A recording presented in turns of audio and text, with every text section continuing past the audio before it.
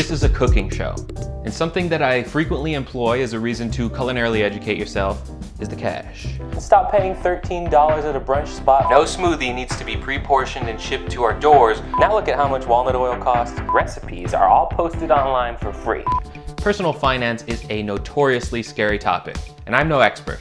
There's an undecipherably cryptic tome of jargon that knocks you back to the starting line every time you try to start learning, and it keeps the big bucks behind a barrier of entry so hopelessly insurmountable, most Americans give up and try again in their 40s when they're older, wiser, and significantly further behind than you could be. But what gives the YouTube home ec kitchen Nancy the idea that he can use his soapbox to talk about money like the big boys? Well, like it or not, money, just like food, is indivisible from culture, society, class, behavioral science, and the human experience in its entirety.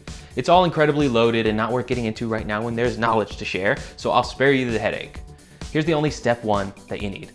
Stop spending the majority of money that you make and save it instead. You'll get into 401ks, IRAs, and TNAs later on when you are a pro and you have time to master it all.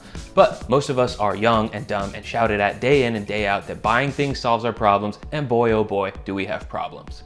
Almost all of my viewers are under 35. That means if I generalize, you probably spend almost half of your food dollars eating out at restaurants and bars. But if you open a Roth IRA right now and max it out with your brunch money every year, you're just about guaranteed to be a millionaire before you get your first gray hair.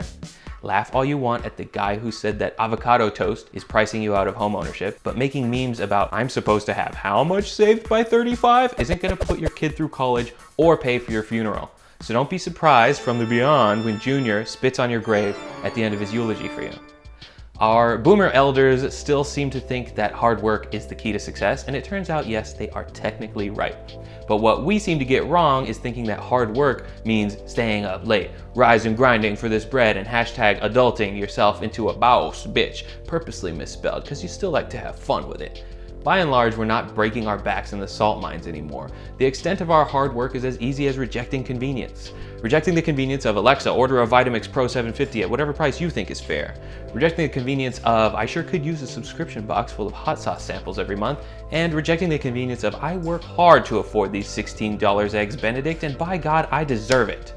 Once you learn how to cook better than a neighborhood bar and grill, and I bet you're gonna be pretty surprised at how low of a bar that can really be, you'll be proficient in a skill that's going to make you healthier, happier, and way more fun at potlucks. So smash that motherfucking subscribe button and I'll do my best to get you more comfortable and confident in your kitchen.